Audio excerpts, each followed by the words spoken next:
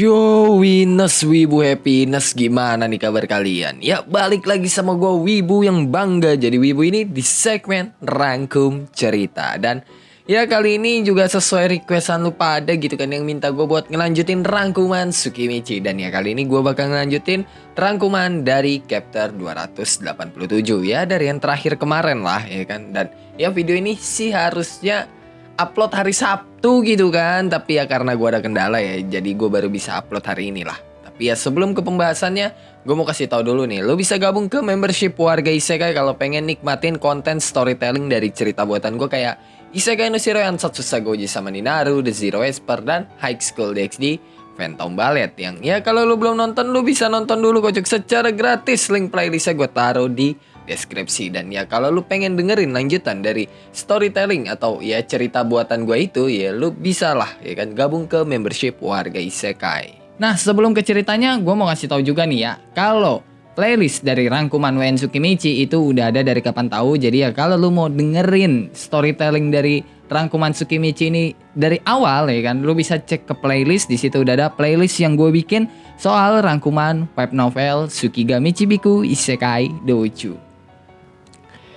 Nah, rangkuman kali ini itu dibuka dari Makoto, Tomoe, dan Asnoval yang udah masuk tuh ke alam kematian. Dan Asnoval itu jalan di depan lah, kayak pemandu wisata gitu. Dan Tomoe tahu kalau di sekitar mereka itu bukan ilusi, tapi bukan juga kenyataan. Makanya ya, buat jaga-jaga, Tomoe itu masuk ke mode awaken-nya. Nah, sekarang mereka itu kan ada di alam kematian tuh, yang harusnya ada orang mati dong, entah itu jiwa atau apapun gitu kan. Tapi nyatanya nggak ada satupun orang selain mereka gitu. Mereka nggak melihat apa-apa selain pemandangan yang ya cukup mencekam di sekitar mereka. Makanya Makoto nanyain soal itu tuh ke Asnoval, dan Asnoval ngasih tahu kalau orang yang udah mati itu dalam bentuk jiwa tidak sembarangan bisa dilihat, butuh izin khusus untuk melihat mereka. Dan Makoto yang penasaran itu nyari tahu lah pakai sakainya ya kan, tapi ya dia nggak nemuin apa-apa. Dan Asnoval ngasih tahu lagi kalau Makoto tertarik sama alam kematian atau jiwa orang mati, Makoto bisa nanyain itu ke Futsu selaku manajer dari alam kematian yang udah menunggu mereka. Terus obrolan mereka itu jadi makin lebar tuh, dan malah ngegibahin Ruth yang jadi lonet gara-gara Munemori, suaminya si Ruth. Bahkan ya Ruth dulu sampai suka ngegodain cowok tuh yang dipanggil ke Isekai. Dan Asnoval salut gitu kan sama Makoto karena Makoto kuat iman gitu loh pas digoda sama Ruth. Karena ya di zaman Asnoval nggak ada satupun cowok yang tahan sama godaan penuh birahi dari Ruth ya kan, milf, seksi, semok, dan mon itu gitu loh. Dan Asnoval menduga ya mungkin karena Makoto terlahir di zaman yang lebih maju ketimbang Asnoval, atau mungkin ya karena Makoto udah menyukai orang lain gitu loh. Dan pas lagi ngobrol begitu, Asnoval menduga kalau ya mungkin aja Makoto itu menyukai Tomoe dan Mio gitu. Dan ya mungkin mereka juga udah menjalani hubungan romantis sama Makoto ya, sampai Ruth nggak bisa berbuat apa-apa gitu loh ke Makoto. Nah, Makoto itu diem aja tuh dengerin, dan Asnoval itu malah jadi ngobrol sama Tomoe. Dan obrolan mereka itu sampai ngebahas soal poligami, Tomoe dan Mio jadi istrinya Makoto. Tomoe pengen cepet-cepet dinikahin sama Makoto dan pengen punya banyak anak sama Makoto. Bahkan ya mereka juga ngebahas soal Jepang yang cuma boleh punya satu istri.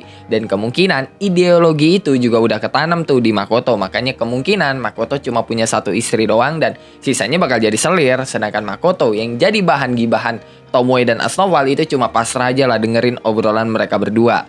Nah, tiba-tiba ada suara wanita yang menggema gitu kan, dan memperingati Asnoval karena gara-gara obrolan Asnoval dan Tomoe, jiwa-jiwa di alam kematian itu jadi nggak tenang gitu kan. Dan suara itu adalah suara Futsu. Dan tiba-tiba Hitodama atau api-api roh gitulah gitu kan, itu pada muncul tuh dan mulai nyatu jadi roh naga Futsu yang bentuknya kayak naga oriental gitu dengan warna putih.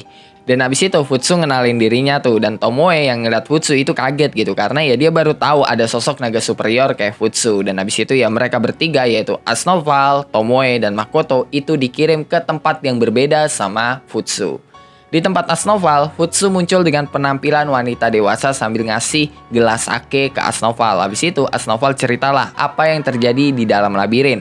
Dan abis denger ceritanya Asnoval, Futsu langsung komen, untung aja Asnoval nyerah, kalau nggak Asnoval bakal dibuat cacat sama Makoto. Minimal ya setengah abad atau mentok-mentok 500 tahun gitu kan, Asnoval bakal cacat gara-gara Makoto kalau Asnoval nggak menyerah saat itu.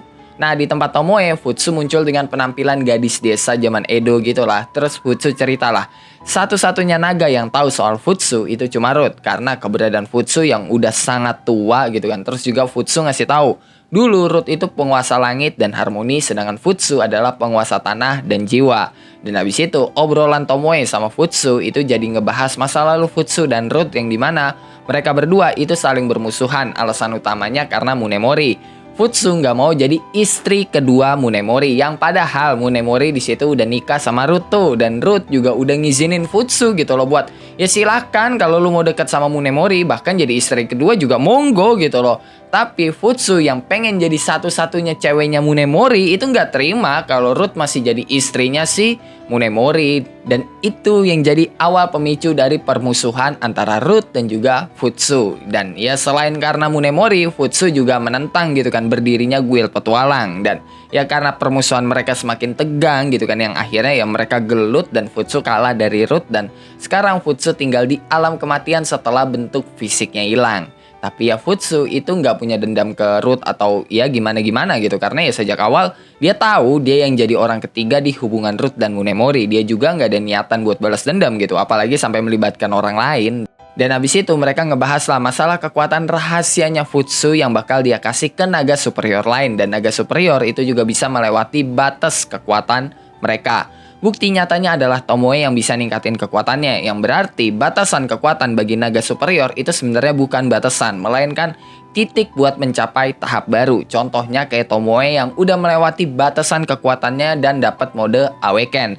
Dan dari sini kita jadi tahu tuh, kalau semua naga superior selain Futsu itu dapat kekuatan dari Ruth, yang berarti Ruth juga bisa melewati batas kekuatannya itu. Ya lu bayangin aja ya, Ruth yang satu tingkat di bawah Dewi Bak gitu kan. Kalau dia ngelewatin batas kekuatannya kayak Tomoe, itu MILF bakal sekuat apa coba? Terus Futsu juga ngasih tahu gitu kan, gak lama Makoto itu bakal ngebobol domain paling berbahaya yang udah muncul di Isekai. Jadi lebih baik punya banyak kekuatan dan meningkatkan kekuatan orang-orang di pihak Makoto. Makanya ya Futsu itu pengen ngasih kekuatan ke Tomoe. Nah, di tempat Makoto beda sama Asnoval dan Tomoe. Futsu di tempat Makoto itu muncul dengan wujud naganya. Terus Futsu bilang tujuan dia itu Tomoe, targetnya itu Tomoe. Tapi dia sengaja ngajak Makoto juga karena dia pengen minta pendapat dan berdiskusi dengan Makoto. Dan Makoto nanyain, apa Futsu pengen ngejebak si Tomoe buat tinggal di alam kematian? Dan Futsu bilang, dia nggak ada rencana buat ngejebak Tomoe ataupun Makoto buat tinggal di alam kematian. Bahkan ya dia nggak bisa ngelakuin itu kecuali kalau orang yang dia ajak ke alam kematian atau orang lain yang masuk ke dalam alam kematian itu makan makanan yang ada di alam kematian, ya mereka baru tinggal di alam kematian. Dan tujuan Futsu manggil Tomoe sama Makoto karena ya dia pengen mentransfer skillnya yang masih ada gitu kan ke Tomoe. Karena ya bagi Futsu skillnya itu jadi nggak berguna gitu loh kalau ada di tangan dia yang ya cuma manajer di alam kematian, kekuatannya jadi nggak kepake gitu loh. Dan skill yang pengen dikasih Futsu adalah skill Ibu Naga atau Denyut Tadi Naga, yang dimana skill itu berhubungan dengan inti kehidupan dan bisa dimanfaatkan sama pemiliknya. Dan habis itu Futsu jelasin kalau dia ngasih kekuatan ke Tomoe itu nggak bakal berdampak buruk ke Tomoe, karena ya Tomoe nggak bakal mengalami perubahan apapun kecuali ya kekuatannya yang meningkat dan mendapatkan skill baru. Dan Futsu bilang kesepakatan ada di tangan Makoto, karena kata Tomoe kalau Makoto setuju, Tomoe juga bakal setuju. Dan ya akhirnya Makoto setuju tuh. Tapi kalau ada apa-apa sama Tomoe, Makoto bakal ngebunuh Futsu. Nggak peduli Futsu mau kabur kemana, bakal dia kejar. Ya Makoto sih sebenarnya pengen nolak gitu, tapi mengingat urusan dia sama Dewi Bak ke depannya nggak buruk juga gitu kalau pengikutnya dapat kekuatan baru juga. Nah, kekuatan yang bakal dikasih Futsu ke Tomoe itu juga nggak gratis. Ada sesuatu yang harus Makoto lakuin, yaitu ngeberesin masalah di Kanoi atau ya Laurel Union lah. Yang situasi di Kanoi sejak awal itu kan udah nggak bagus tuh karena perebutan hak waris, terus juga politik-politik yang terjadi. Dan sekarang itu semakin diperparah karena Tomoki, dan Futsu itu nggak mau kalau Laurel Union itu hancur karena ya orang-orang dari bumi yang dianggap sebagai orang bijaksana di Laurel. Padahal ya Laurel Union sendiri udah mempercayai orang-orang yang dipanggil dari bumi. Terus Futsu juga bilang kalau Makoto nggak bakal bekerja sendiri karena ya petualang asal udah dikasih perintah sama Futsu buat membantu Makoto. Dan habis itu Makoto ketemu lagi dah tuh sama Tomoe dan Asnoval, dan mereka keluarlah dari alam kematian. Nah, cerita berpindah tuh ke Kogetsu yang nggak bisa tidur karena mikirin berbagai skenario yang terjadi. Dan salah satu orang yang ada di skenarionya Kogetsu itu adalah Cyrix. Orang paling berkuasa di Laurel Union yang jadi rebutan para cowok di Laurel karena ya masih single statusnya. Tapi ya Cyrix itu lebih milih Kuzunoha sebagai dukungannya, sedangkan Kogetsu dia didukung sama Tomoki, beberapa putri Osakabe, dan juga Haruka. Tapi ya orang-orang itu nggak bergerak kayak apa yang dia pengen. Makanya ya Kogetsu jadi gregetan gitu loh sama mereka semua. Apalagi ditambah pencapaian Kuzunoha di dalam labirin dan pertemuan Kuzunoha dengan Iroha yang ngebuat rencana Kogetsu jadi makin terhambat. Ditambah Haruka sendiri adalah pahlawan di Laurel Union yang kekuatannya nggak perlu diragukan buat kalangan manusia dan mantan jenderal perang gitu kan. Makanya ya Haruka nggak bisa sepenuhnya dikendalikan sama Kogetsu. Haruka emang sepenuhnya itu udah jatuh di charmnya Tomoki. Tapi itu bukan berarti Kogetsu bisa mengendalikan Haruka. Karena mau Kogetsu bilang A, B, C, D gitu kan. Kalau menurut Haruka itu nggak bagus buat Tomoki ya. Nggak bakal Haruka lakuin. Haruka bakal ngelakuin apa yang menurut dia terbaik buat Tomoki. Dan gak lama ada laporan tuh dari tim patroli yang ngasih tahu kalau ada serangan di salah satu restoran dan saksi mata bilang salah satu orang yang nyerang itu adalah Haruka yang bikin Kogetsu kaget bukan main. Dan di sini Kogetsu akhirnya sadar apa yang jadi masalah dalam rencananya bukan Kuzunoha, bukan juga Cyrix, tapi efek dari charm Tomoki. Kogetsu nggak tahu orang-orang yang kena charm Tomoki itu menganggap musuh Tomoki seperti apa dan gimana perasaan mereka. Makanya ya ini kayak semacam bencana gitu loh. Dan restoran yang diserang sama Haruka itu adalah restoran Chihiro. Dan itu sebenarnya bukan sekedar restoran tapi hotel juga dengan fasilitas keamanan tertinggi di Laurel Union. Sekaligus tempat Makoto sama bawahannya itu pada nginap gitu loh. Dan Haruka sebagai mantan jenderal itu udah menyiapkan segala hal mulai dari rencana sampai ke setiap pasukannya gitu kan. Makanya dia bisa ngejebol pertahanan restoran Chihiro. Dan ya udah kesebar gitu kan berita pertempuran besar yang terjadi di Kanoi. Yang dimana dari sini Cyrix bisa bergerak tuh dan memanfaatkan kekacauan yang dibuat Haruka. Ya yang dimana alasannya itu ya pemberontakan gitu kan. Dan Cyrix jadi bisa menggerakkan pasukan khusus Laurel Union.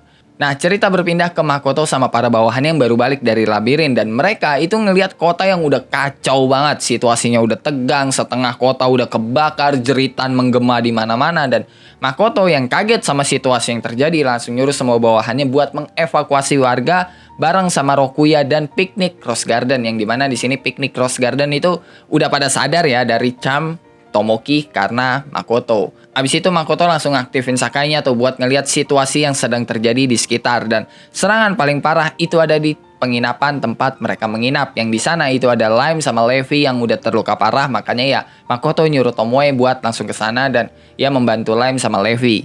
Nah, Makoto itu juga nemuin tuh jumlah orang yang nyerang kota ada sekitar 300 orang. Dan ada puluhan ribu orang yang lagi bergerak ke Kanoi yang rata-rata level mereka itu ada di angka 200. Dan Makoto langsung teleport lah ke salah satu tempat. Dan pas baru sampai ya kan, dia langsung ditodongin katana tuh. Tapi ya itu badut langsung kena instant kill lah sama Makoto karena ya tusukan Makoto di lehernya.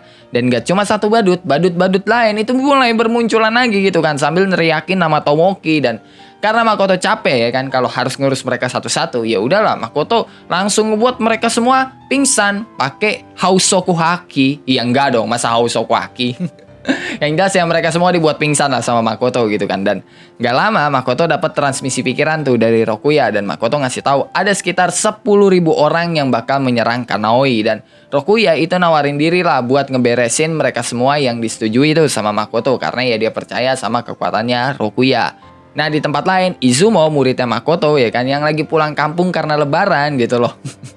Itu lagi nahan Haruka gitu kan. Dan ya mereka gelut tapi ya udah jelas kemampuan Izumo itu jomplang kalau dibandingkan dengan Haruka. Makanya ya Izumo ke pojok gitu kan. Tapi nggak lama Makoto nongol di tengah-tengah Haruka dan Izumo. Dan Makoto itu langsung nyerang Haruka dan abis itu terjadilah pergelutan awal antara Makoto dan Haruka. Dan ya di situ Makoto cuma kayak main-main doang gitu kan. Tapi ya Haruka udah kebantai duluan sama Makoto. Sampai ya Haruka itu bilang kalau Makoto adalah monster. Tapi Haruka juga bilang dia masih bisa ngalahin monster kayak Makoto karena skillnya Haruka pasti bisa menghafal semua skill Makoto. Tapi ya dengan sombongnya Makoto bilang, "Lu yakin? Abadi aja gak cukup loh buat ngelawan gua." Gua gak ngarang itu ya, Makoto emang bilang kayak gitu loh. Nah, Makoto sengaja gitu kan nggak ngebunuh Haruka karena ya dia masih bingung nih sama situasi yang terjadi gitu kan. Dia ragu apakah Haruka kena cam Tomoki atau enggak. Karena kalau kena camnya Tomoki, harusnya Haruka itu bakal gila gitu loh, kayak betina-betina lain. Tapi ya Haruka nggak segila itu gitu loh. Cuma ya tindakan Haruka mengatasnamakan Tomoki. Makanya ya Makoto bingung, Haruka beneran kena cam Tomoki atau enggak gitu loh. Makanya dia mau menilai dulu nih situasi yang sedang terjadi seperti apa gitu.